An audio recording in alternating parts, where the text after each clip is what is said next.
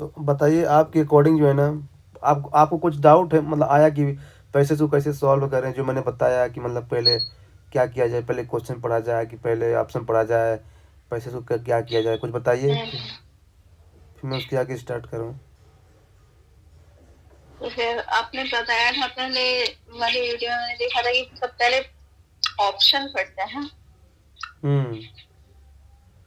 उसमें पॉजिटिव जो होता है उसको मतलब पॉजिटिव नेगेटिव का मुझे समझ में नहीं आया। आपने देखा था उसमें पॉजिटिव है, इसको तो इसको नहीं हटाएंगे ऐसा उसका। अच्छा, मतलब आपको ये समझ में नहीं आया कि पॉजिटिव वाला क्या है ना। एक मिनट, मतलब पॉजिटिव और निगेटिव टोन, ये पॉजिटिव और निगेटिव टोन समझ में नहीं आया आपको, है ना। और और सबसे लास्ट में एक वो बताया था आपने, जो बोल रहा है सबसे लास्ट में जो सबसे बड़ा वाला वीडियो था उसमें 5 वर्ड्स थे, उसको कुछ बोलते थे। 5 वर्ड्स कौन से?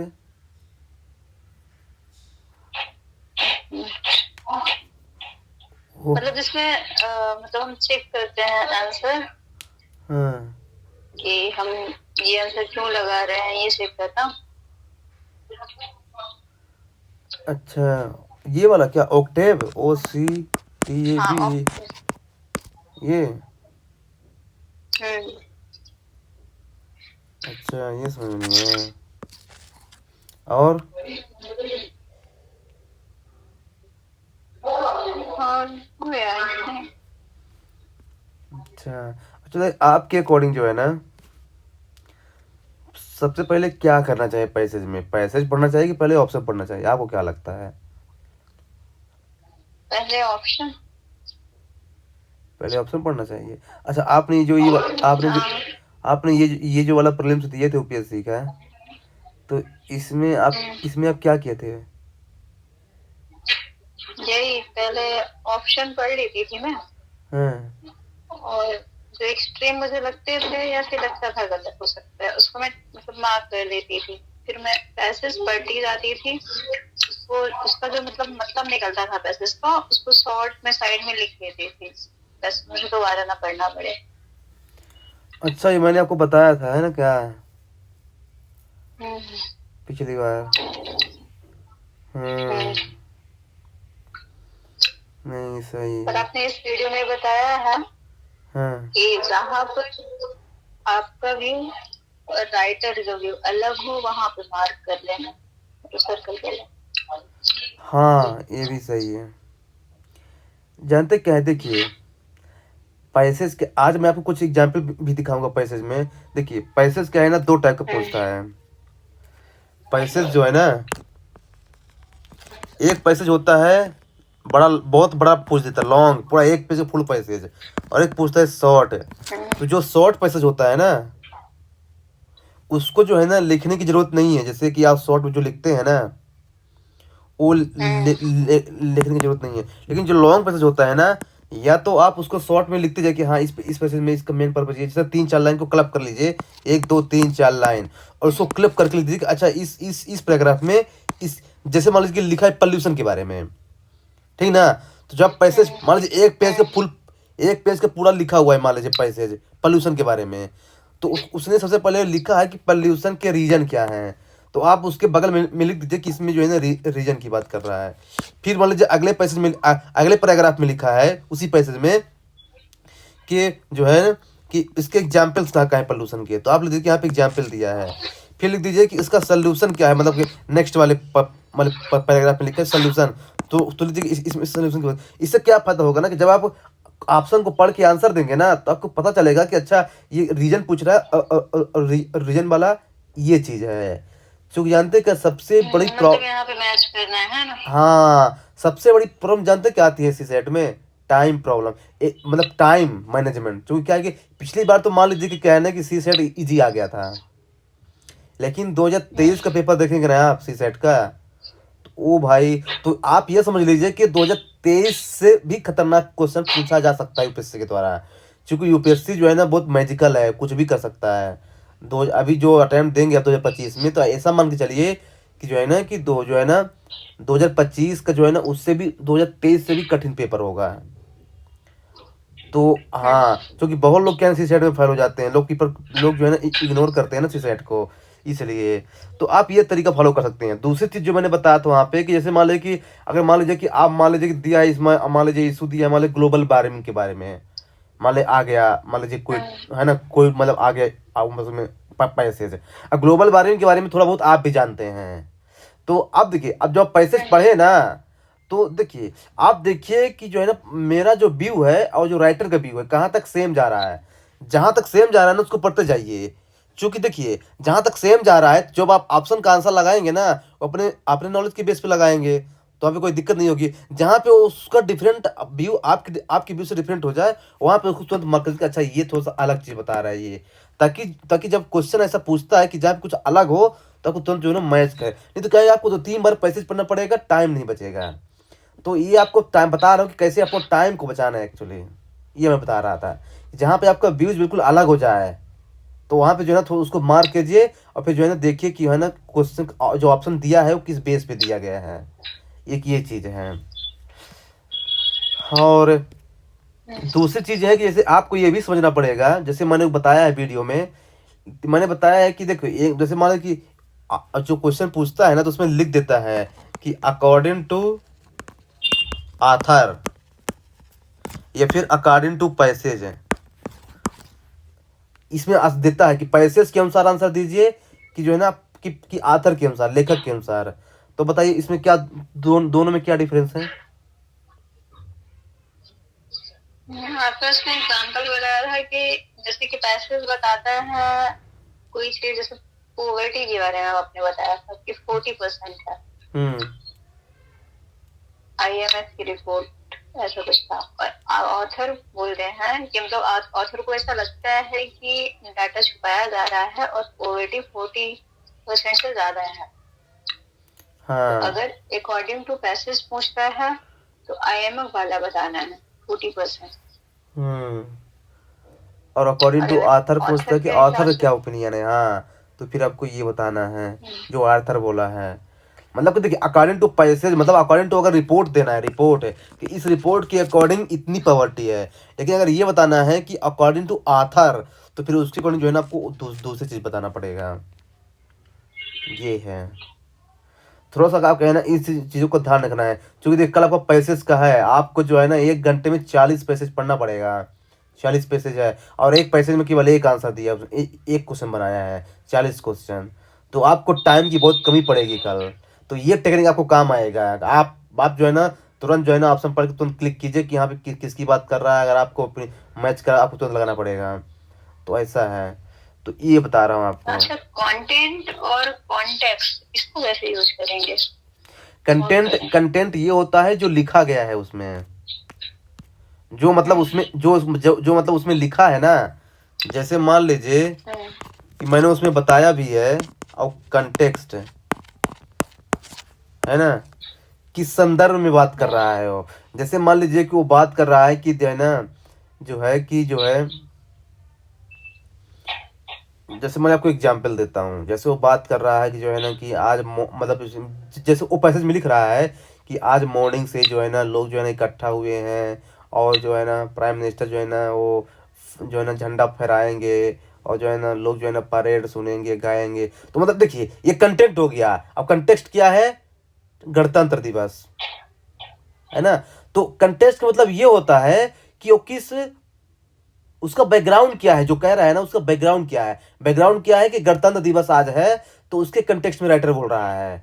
अब जो कंटेंट लिख रहा है कि जो है ना कि 7 बजे लोग पहुंच जाएंगे, तिरंगा फहराया जाएगा, लोग आएंगे, बैठेंगे, है ना, परेड होगी, लोग जो है ना कहानियां सुनाएंगे, गीत गाएंगे। तो ये सब उसका वर्णन कर रही है, कंटेंट हो गया। कंटेक्स्ट मतलब उसका बैकग्राउंड क्या है। तो आपको दोनों समझना पड़ेगा कि राइटर किस कंटेक्स्ट में बात कर रहा है। मैंने उसमें आई थिंक एग्जाम्पल दिया था एप्पल वाले का, कि देखिए एप्पल जो है ना, एक एप्पल कंपनी भी है और एक एप्पल फ्रूट्स भी होता है। तो आपको समझना है कि कौन से एप्पल की बात कर रहा है राइटर। क्या ना, कभी कभी कंफ्यूजन आता है कि कौन से एप्पल की बात कर रहा है, समझाने के लिए आपको बता रहा हूँ। तो ये है।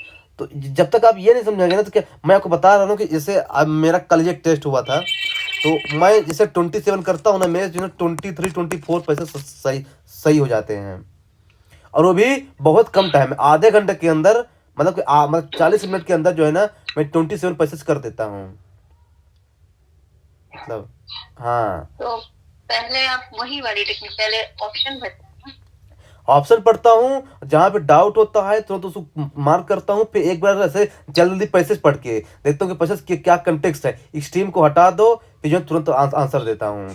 अगर मुझे लग, देखिए अगर मैं जैसे रुकिए मैं आपको पहले पैसेज दिखा दूँ। जैसे देखिए, ये देखिए पैसेज आपको दिख रहा है, हम्म, ये देखिए आप ये, पैसेज के क्वेश्चन देख रहे हैं। आप देखिए ये पैसेज है, ठीक है ना। अब देखिए ये इतना बड़ा पैसेज, आप देखिए आप, ये जो है इतना बड़ा पैसेज है, अब इसको पढ़ेंगे तो 2 मिनट तो इसको पढ़ने में लग जाएगा यार, सोचिए। और वो भी पढ़ने के बाद ये गारंटी नहीं है कि हमको सब याद रहेगा जो पैसेज बोल रहा है, तो बताइए ये एक्चुअली, हाँ तो बताइए अब क्या करेंगे। तो अब देखिए मैं क्या कहाँ जाऊँगा, ये देखिए आप, मैं सीधे जाऊँगा क्वेश्चन में। ये देखिए ये क्वेश्चन बनाया है इस पैसेज के बेस पे। देखिए क्वेश्चन क्या पूछ रहा है कि which of the following statement best reflect the critical message. ये बोल रहा है कि इस पैसेज का सबसे इंपॉर्टेंट मैसेज क्या है ना। अब देखिए मैं पढ़ूंगा ऑप्शन। फर्स्ट ऑप्शन बोल रहा है कि जो जो सॉफ्ट स्किल्स है वो एसेंशियल है ना, लेकिन सोसाइटी में क्या है ना कि लोग इसको अच्छे से ध्यान नहीं देते हैं। ठीक है, जनरल स्टेटमेंट है। जनरल। हाँ, अच्छा आपको पता है सॉफ्ट स्किल क्या होती है? हाँ, क्या है सॉफ्ट स्किल? जैसे हम लोग अपना कल्चर प्रमोट करते हैं हाँ बाहर। हाँ, तो ये बोला कि जो सॉफ्ट स्किल जो है ना ये एसेंशियल है, और जो है ना लेकिन इसको लोग जो है इग्नोर करते हैं। ठीक है, जनरल है। अब सेकंड वाला पढ़िए, सॉफ्ट। अब देखिए आप इसको जो है ना अभी सही मत कीजिए एग्जाम में, जब एग्जाम देना तो इसको जो है ना होल्ड कीजिए। ठीक है, इसको मैं देखता हूँ, ऐसा है ना। अब देखिए सेकंड वाला पढ़िए, सॉफ्ट स्किल्स आर इररेलेवेंट। क्या बोल रहा है? सॉफ्ट, अब देखिए मतलब रेलेवेंट है ही नहीं यार, ये तो पूरा स्ट्रीम है यार। अब देख लीजिए, ऐसा मैं कब कर रहा हूँ जब पैसे से नहीं पढ़ा हूँ, देख लीजिए, इररेलेवेंट, यानी इसको सीधे मैं गलत कर दूंगा।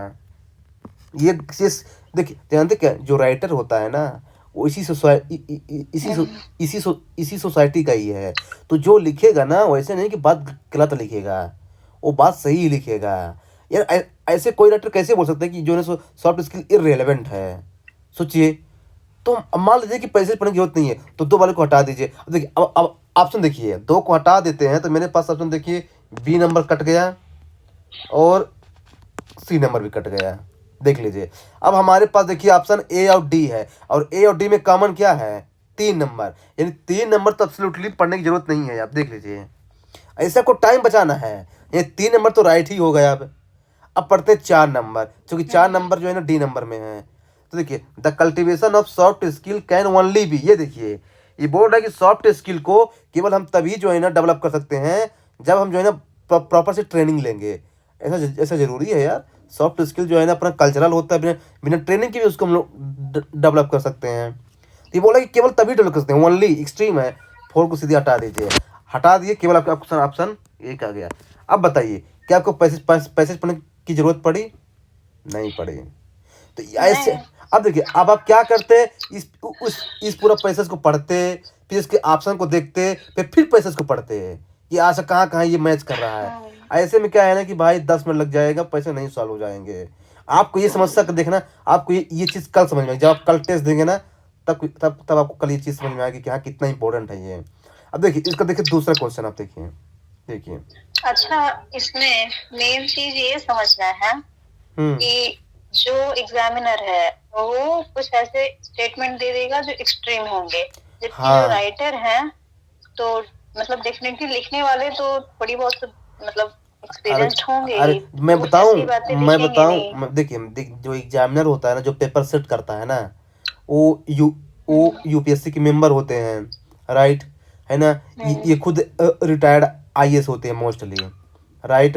ये फिर बड़े बड़े प्रोफेसर लोग होते हैं, जैसे जेएनयू के, डी यूनिवर्सिटी के, तो क्या है कि बहुत पढ़े लिखे होते हैं, राइट, ठीक ना। और दूसरी चीज़ कि ये जहाँ से लेते हैं ना ये पैसेज है, ये होता है न्यूज़पेपर वगैरह का, जैसे द हिंदू में जो आता है एडिटोरियल, फिर द इंडियन एक्सप्रेस में, या फिर हिंदुस्तान टाइम में। तो देखिए, तो अगर किसी पर्सन का इन न्यूज़पेपर में आ रहा है एडिटोरियल, तो वो राइटर ऐसा थोड़ी कोई कुछ भी बोल देगा तो आ जाएगा। वो कोई अच्छी चीज़ बोल रहा होगा ना, तभी तो आएगा, जो फैक्ट पे बेस होगी, जो एविडेंस पे बेस होगी, जो बहुत पढ़ा लिखा होगा, है कि नहीं।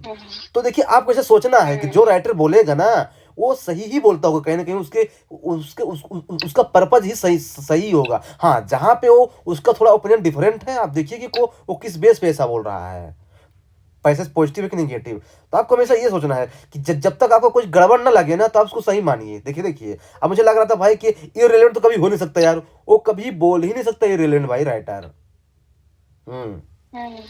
हाँ, तो ऐसा आपको सोचना है। जैसे देखिए, इसका सेकंड वाला ऑप्शन देखिए देखिए, अब देखिए इसमें क्या रहना कि इसका सबसे अच्छा जो है ना, इन चार में से ये पैसेस किसके बारे में बात कर रहा है।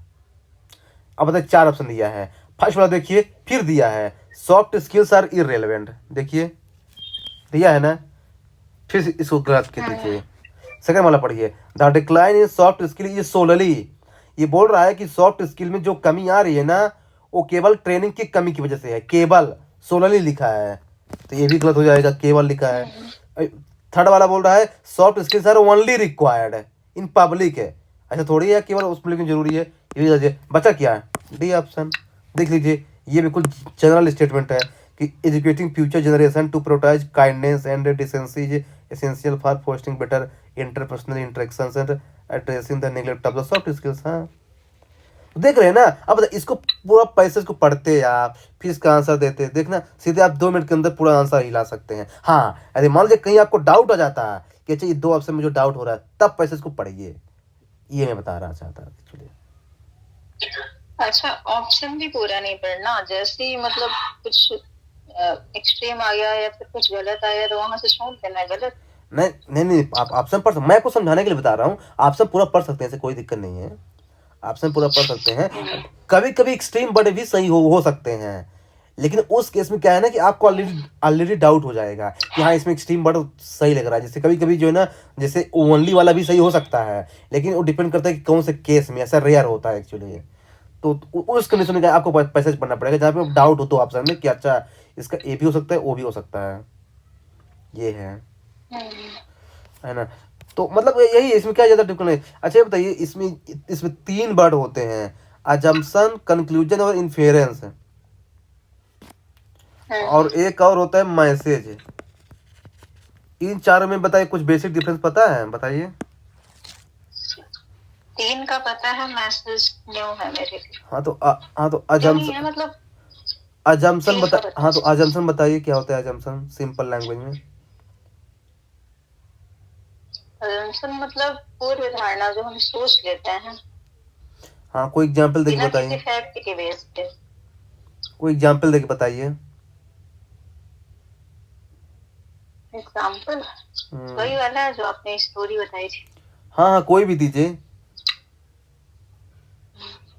तो assumption में जैसे कि उन्होंने जो एक्ट किया था, तो उनके हाथ में जो था चाकू था। स्टोरी क्या थी, स्टोरी स्टोरी क्या थी? स्टोरी थी कि मतलब हस्बैंड वाइफ के बीच में लड़ाई होती थी।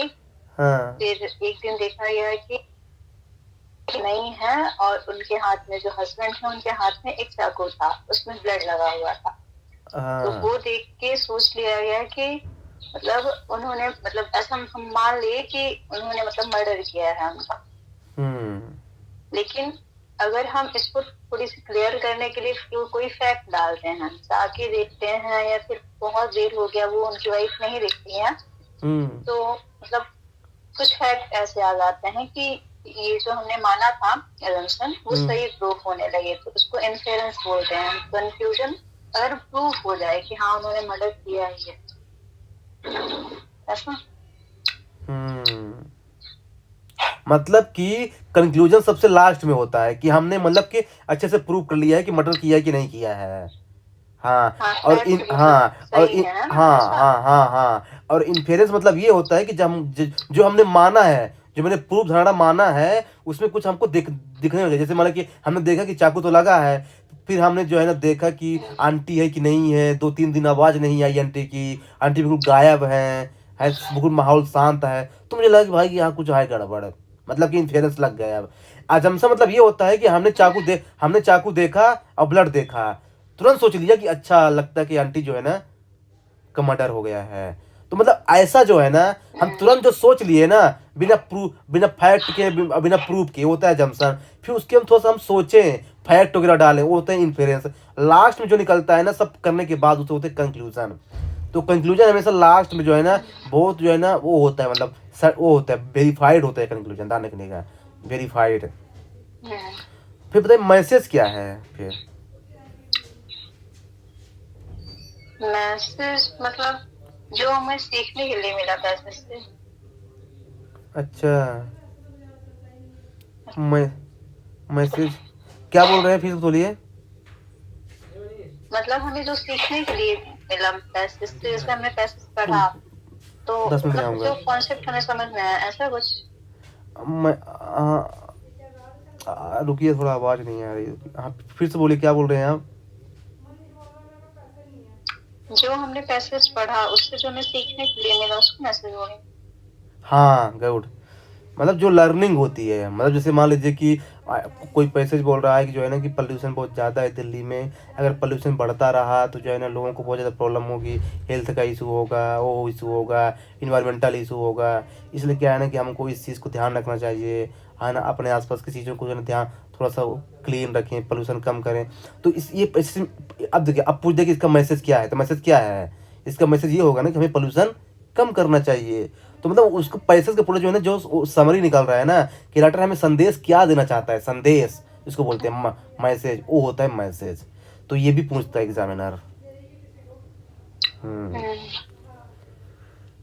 तो ये है एक्चुअली। तो बाकी तो आपने वीडियो देख ही लिया है ना। आपको हमेशा पैसेज को जब पढ़ना है तो वही देखना है कि देखिए, एक आथर होता है, एक रीडर होता है। रीडर जो है ना आप होंगे, और आथर एक वो होता है जो जो राइटर होता है। तो जहाँ तक जो है ना, आप जितना नज़दीक आथर के रहेंगे ना, उसके ओपिनियन की, आपका आंसर उतना ज़्यादा सही होगा। इसलिए कहना है कि आप देखिए कि उसका, आपका ओपिनियन उसके ओपिनियन से कितना मैच कर रहा है। जहाँ मैच नहीं कर रहा तुरंत उसको जो है ना आप वो कीजिए, हाईलाइट कीजिए, और उसको ऑप्शन से मैच कीजिए, है ना। हाँ, तो ये इस गैप को आपको कम करना है। बाकी तो आपने पढ़ ही लिया है, इसके बारे में और ज़्यादा नहीं है। पैसेज बड़े हो गए, प्री ड्यूरिंग पोस्ट हो ही गया, प्री रीड। आपको ये समझ में आ गया था ना, pre reading post, during reading, post reading. हाँ, प्री रीडिंग मतलब हमें ऐसा मान के चलना है कि हमें कुछ नहीं पता। हाँ, मतलब कोई नया टॉपिक मिल रहा है हमको, ठीक ना, जब जब पैसेज को पढ़ना स्टार्ट करना है तो। हाँ, और फिर जो है ना ड्यूरिंग रीडिंग में क्या है ना, कि जो है ना कि हमें देखना है, क्या देखना है, कि वही जो मैंने बताया कि डिफरेंस और सिमिलरिटी कितनी है हमारे ओपिनियन में और राइटर के ओपिनियन में। और पोस्ट रीडिंग में क्या करना है।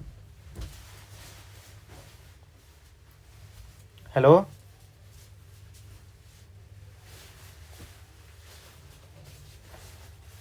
हेलो।